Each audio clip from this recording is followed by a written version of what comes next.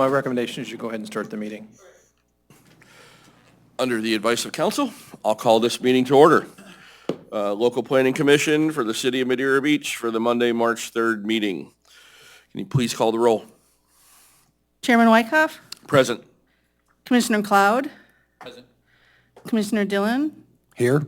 Commissioner Noble, Commissioner Connolly, Here. Commissioner Marr, Here. Commissioner LaRue. He's late. It's late. En route. Thank you.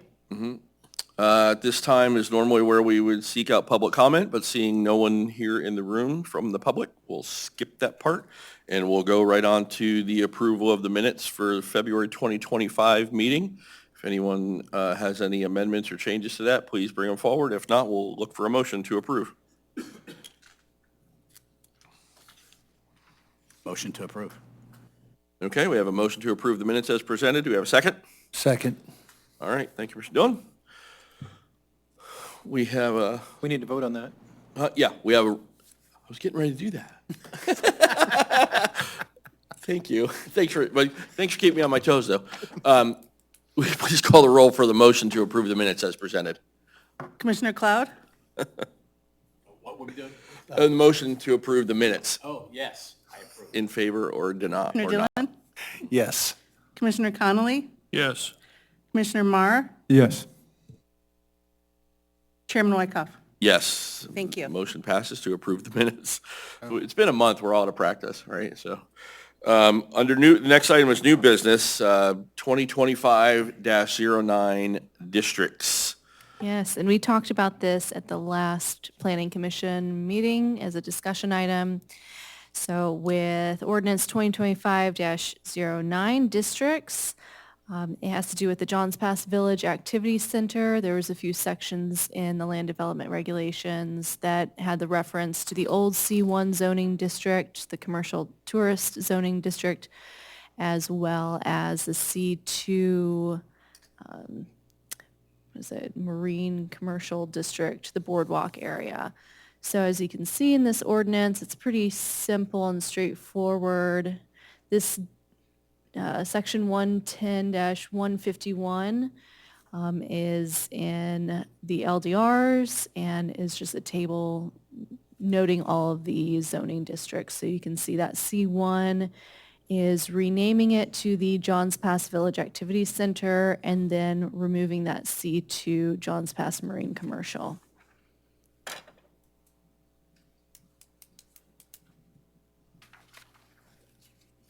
Oh, we can add Mr. LaRue to the roll. Thank you.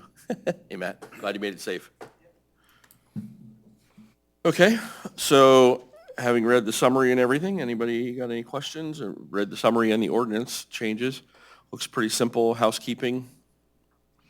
Keep us in congruence with our new ordinances for our activity center. Anyone got any questions? Anyone have a motion? I make a motion to approve 2025-09 districts. All right, we have a motion. Do we have a second? I'll second that. Thank you, sir. All right, I have a motion and a second to approve 2025-09 districts as presented. Can you please call the roll?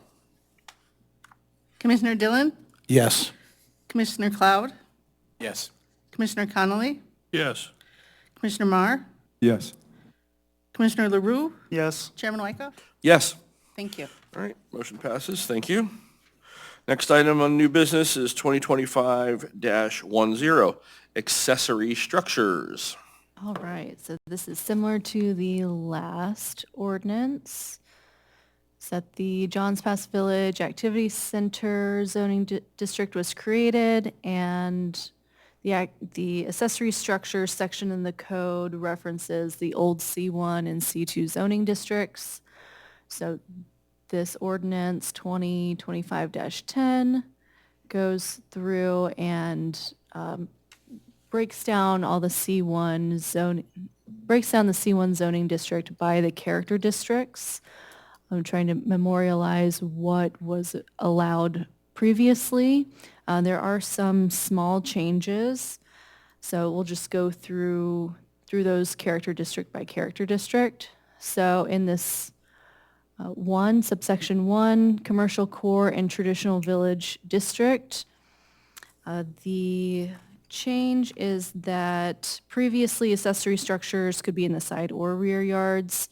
The proposed is accessory structures may only be in the rear yard. Previously, the setback was 2.5 feet in the rear, and the proposed is the same as the principal structure. Going on to 2, the boardwalk character district is the exact same standards as previous. The Johns Pass Resort, transitional and low-intensity mixed-use districts, those are R3. Majority of them are R3. So lots on the water, previously accessory structures could be in the side or rear yards with 5-foot and 2-foot rear setback. And the proposed is same placement, but 5-foot rear and side setback. And lots on the water, previously accessory structures could be in the side or rear yards with the same setbacks as the principal structure, and that it's the same as the proposed. Accessory structures must have the same setbacks for the principal structure. And then we do have part of the transition district, which is on the east side. It was previously C3 and C4 zoning districts. Now it's C1.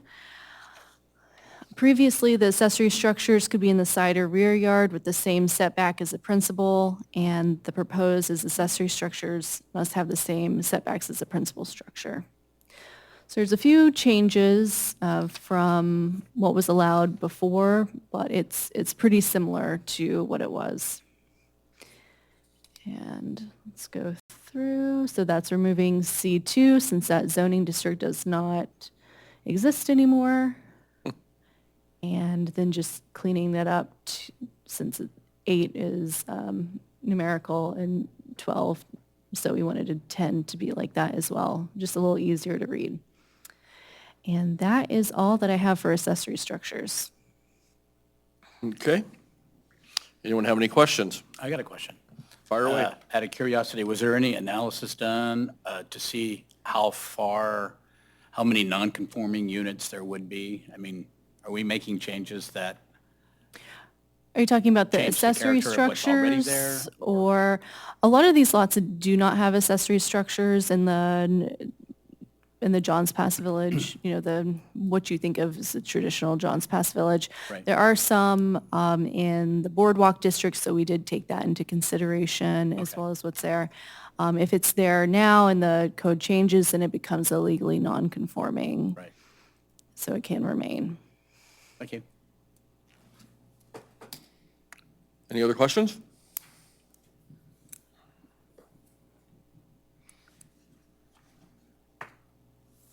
No? No other questions? All right. Anybody got a motion? I make a motion to approve 2025-10 accessory structures. All right, we have a motion. Do we have a second? I'll second it. Thank you, sir. We have a motion and a second to approve 2025-10 accessory structures. Please call the roll. Commissioner Dillon, Yes. Commissioner Connolly, Yes. Commissioner Marr, Yes. Commissioner LaRue, Yes. Commissioner Cloud, Yes. Chairman Wyckoff. Yes. Thank you. Thank you. Motion carries unanimously. Our next item is 2025-11, alcoholic beverages. Yes, and I'll be presenting this. Yep. So we did bring this to the Board of Commissioners workshop as a discussion item, and one of the things they asked us to bring in front of you at this public hearing is there's a section where we added a reference to PD zoning districts, which previously our alcohol section didn't reference PDs, which wasn't good because without that reference, it kind of was hard to figure out what do we allow, because when it's a PD, it's rezoned to a whole new category, so it's not the previous one. So we based on what the Board of Commissioners said at the workshop, we proposed adding this change where the board would have, so right now it reads, properties that are rezoned to the PD zoning district have the same restrictions for alcohol beverages as the zoning district prior to the rezoning to PD zoning district, unless otherwise and the thing that the Board of Commissioners want us to add that we brought to this was unless otherwise specified at the time of the PD zoning adoption. So this would give the Board of Commissioners the power to kind of, or to set the alcohol requirements and restrictions with the tied to the PD zoning. And that was provided on the dais Okay. with Yeah. the highlighted section Yeah, is the so- addition that was not in the packet. So this. Okay, thank you. this Make sure, so it gives the board, like, so if they have concerns with the type of alcohol uses, they can put restrictions on it. But it gives the board the final say, and what's good of having it included in the zoning adoption is that previously, sometimes they would reference it in the development agreement, which expired at CO, while the rezoning would be tied to the property indefinitely, so it'll say the alcohol uses, because we don't want a situation where either it's referenced in the development agreement that's not valid anymore, or, and we want to make sure that people know, like, kind of what alcohol use would be when a PD zoning goes through, so they don't, so, other than that, I think we've gone through the other changes that we've been proposing, but I can go through them. Like, really, yeah, there's not much. Mostly it's just some cleanup stuff. The main difference is referencing the character districts. Basically, the character districts, the allowed alcohol uses match up with what they were previously. On the beach side, the restriction to only allowing for restaurant alcohol use where a majority or 60% of the revenue has to come from food, and non-alcohol stuff is still in there. So, because that was a concern, that we made sure to protect on the beach side, to not allow for like more intense alcohol uses than just restaurant use. Other than that, the other thing we cleared up was the wording was a bit weird. Under Section 110, 531, application for zoning of lot for sale of alcohol beverages, we clarified to require if someone is doing a package store or a club or bar that they would have a signed certificate and drawing prepared to show that's not within 500 feet of a school or church. And previously it was kind of worded weird where it's said, like, after saying all that, oh, it only affects these things. So we moved that sentence basically up front, so you know that this is just required for that and not for like restaurants, for example. And then for expansion of alcohol use, one thing we did clarify was there's certain types of expanding of an existing alcohol use where it doesn't need to go to a public hearing but what we did was we clarified it, because previously it was just the 10% over the original approved square footage, but we also added or approved seating count, because how do you define square? Is it the gross square footage? Or is it just area where it's just the seats and where alcohol served? So we cleared that up because we require the seating count on the alcohol permit anyways, so we'd be able to know if someone expanded it beyond that, and that would trigger having to go back through a public hearing. Other than that, I think those are the main things we updated. I'm happy to answer any questions, and you guys can discuss it, but when you guys do the vote, just make sure to include adding this addition of the unless otherwise specified at the time of PD zoning adoption to that section. Yeah, so this paper you were handed should take place at page 5 and the one that's either online or was previously printed out for you. Yep.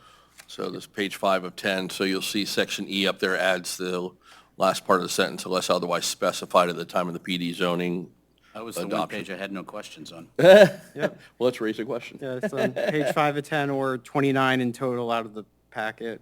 If you're- Okay, got questions? Go ahead. I do.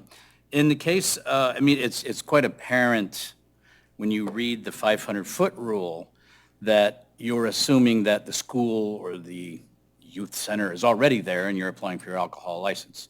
But if the alcohol license is already there and the reverse is happening, is there a counterpart to getting a license for your school or youth center? Are we addressing, hey, I'm already here, I'm not going to leave just because you decided to open up a youth center 200 feet from me? The question of priority. is there- Or, is there- precedence. Is there any state statute requirement related to if a school opened up near an existing alcohol use? Is the alcohol use grandfathered in? Or, I don't know if there's any state statute related to that. There is no state statute related to that. We'd rely specifically on the code, and it would be grandfathered in, is the way that we would treat it. At least I would treat it that way. So it would be considered just a legal non-conforming at that moment. Correct. So the use wouldn't be able to be expanded, and if they closed up, then they would lose it because grandfathering and. So if I opened up a youth center upstairs at Johns Pass in the village there, that would stop all additional new places to get alcohol? New bars, new anything? Is that what would happen? From a legal point of view, it might be a little crazy, but you can see, they used to have alligators up there. So maybe you opened up a youth center, and that would make everybody legal non-conforming there. It's a possibility. We'd have to review the facts of it as it comes about, but that's a possibility. Is there anything that we should do to this ordinance to address that? Or My wait for it opinion to is happen? no. We've had these distance requirements in the code for 20, 30 years. I don't see that we need to specifically note that. I mean, obviously, if we need to make a change in the future, this is just a code section, so it would require an ordinance and 2 public hearings that can always be changed to address issues as they come up. So this isn't locking the door on anybody. Okay. Yeah. I did have a question. What, out of curiosity, what prompted the move from 300 feet to 500 feet? I was just cleaning up the reference of state statute. Is I that referenced just 500 common? feet. That become a common number now? We're cleaning up our numbers? I mean, I went off the state statute. that- Yeah, 100 that yards referenced seems it good, in the but alcohol section. I'm just surprised the number went up. It's quite common from city 500 to is- city. The normal number now? Okay, that was my question there. I did have another question too about, do we define lesser intensity anywhere? I mean, you could kind of guess what it is, but are we defining the lesser intensity somewhere else in our codes? I don't think that we have that as a definition in our code. And you're referring to the intensity of alcohol use? Yes. Alcohol Well, alcohol sales. sales, right, where it's the 60-40 rule or? Yeah, restaurant versus package versus Yeah, bar club or versus bar, yeah. club. I mean, you can kind of guess what that means, but it seems as though we should be I think that's clear defined on what somewhere that else. means. I remember reading that, and I Right, can't somewhere remember where else. it is. Definition. I believe it's referenced somewhere else, but I can't quote you chapter and verse. Don't know.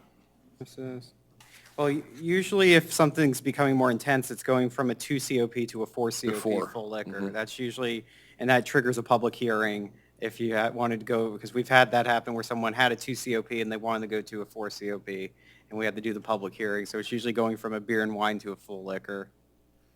That's from what I've seen.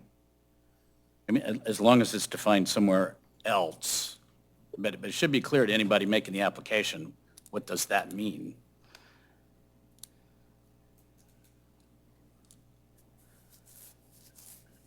I remember reading it, I just don't know where. And maybe it's nice not to have to have a single reference in this to where we define it, so that we only have to change it once if we have to change it. Reference back to the mothership.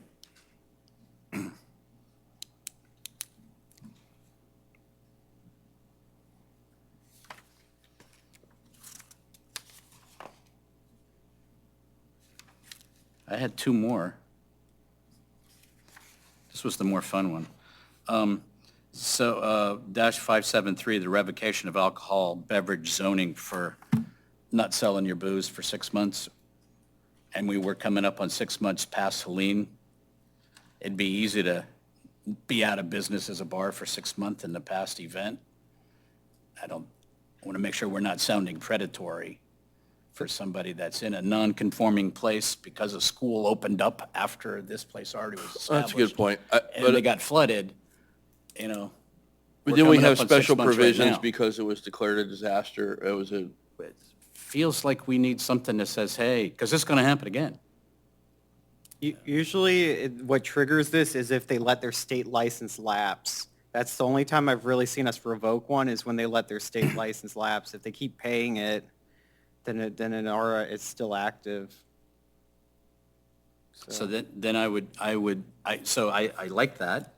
So then I would get rid of failure to conduct the sale of alcoholic beverages because you could maintain your license while you're fixing your drywall. well, but it does define it. It says failure to conduct sale of alcoholic beverage for any 6-month period as demonstrated by not having a valid occupational license Yep. during this I 6-month think that's I think that doesn't add any information to it. I think we should just say losing the 6 months, not having your occupational license for selling alcohol for more than 6 months, whether you're actually selling it or not for conditions that we already are aware of. So you're saying if we're reading this sentence, any alcoholic beverage zoning may be revoked by the Board of Commissioners upon finding a violation of the LDRs, loss of state license, or Exceeding not 6 having a valid city occupational license for such use during this 6-month, or I think that's, during a 6-month period. yeah, it separates the sale of alcohol versus having the license to sell alcohol. And I don't think we need that connection given what we just went through. It's a bit of a nit, but just to be clean. I don't know, I'll leave it to our legal scholar to weigh in. I think it's thorough, and I think it addresses it appropriately, and it doesn't cloud anything. And the key is may be revoked. So they would go through the hearing process, and the Board of Commissioners would determine, whether or not any of these items are in existence. So there's, with the hearing process and it being may versus shall, I think you're okay with the way it is currently written.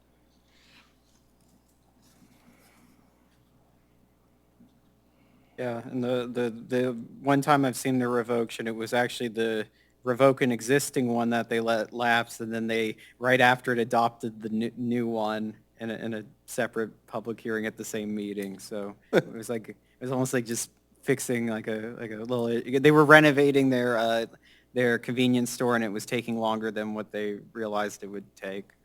So, and their license, but then they fixed it. We actually fixed it that meeting, but we had to still go through that process. Okay.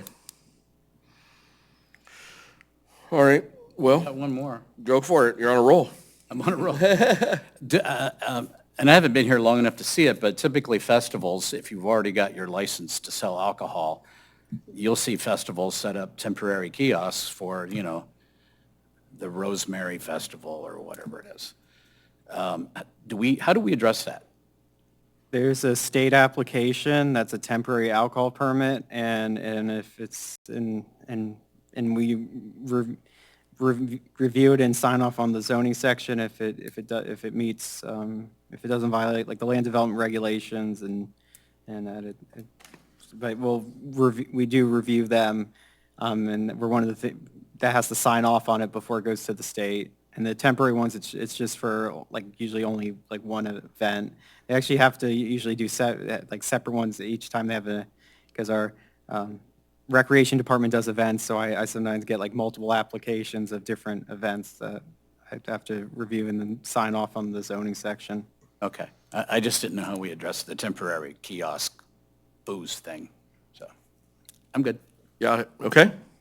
Any more? I just want to bring your attention, Section 110-540, grandfathering business establishment engaged in the sale of alcoholic beverages, subparagraph A, deals with a question relative to the qualifications of 110, 530. In other words, there is a school within the 500-foot range. This addresses that question. I said I would treat it as grandfathering. There's the code provision. Oh, it's right there, yep. It says exactly how we will handle that. That's on page 8 of 10 or 32 in the Yep, packet. 32 of your package.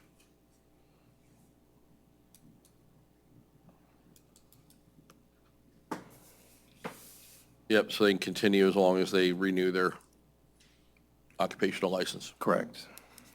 Okay. Good find. Thank you, sir. All right. Anybody got anything else? Any more questions? Any motions come in this way? If you do make a motion, remember to include the little amendment here on page 5. So the motion would be to accept as amended by the city, how do I want to say it? As amended after the printing. I make a motion to approve 2025-11 alcohol beverage with the addition on page 5 of 10 as written in the, I'm not sure what section it is here, page 5, with the addition that was included by the city. It was in Second the motion. 110-530, paren E. 530, parent E. Yep. Okay. Okay, so we have, just for clarity, we have a motion to accept, to approve ordinance 2025-11 alcoholic beverages with the amendment to 110-530, parent E. Yes. Okay, perfect. And I heard a second? Did I hear a second? Second that. Mr. Cloud? Thank you. All right, so we have a motion and a second. Let's call the roll, please. Commissioner Dillon, Yes. Commissioner Cloud, Yes. Commissioner Connolly, Yes. Commissioner Marr, Yes. Commissioner LaRue, Yes. Chairman Wyckoff. Yes. Thank you. Motion passed unanimously. Thank you, everyone. Do we have anything under old business that I'm not aware of? Because I don't see anything here. Nope. Okay. Any administrative presentations from the staff? No. This is going too well. Let's see, I know. planning commission discussion. Anybody got anything burning you want to talk about? We No? do have the master plan as well. Andrew is Okay, going to and then present the for master that. plan. So we recently did meet with Kimley Horn. We do have a once-a-month meeting with them for them to keep us updated on the master plan, for us to figure out what events and meetings that they'll come to. One of the things we did discuss, they will be doing a presentation at a planning commission meeting, so for you guys to give input. And we're hoping for April for that meeting with Kimley Horn. April? Yes, so the next planning Okay. commission. They will also be doing a new survey for the master plan, and we will have it on we have a master plan page on our city website. That's where we've been posting all the master plan related stuff and presentations, so the public can see what's already been presented.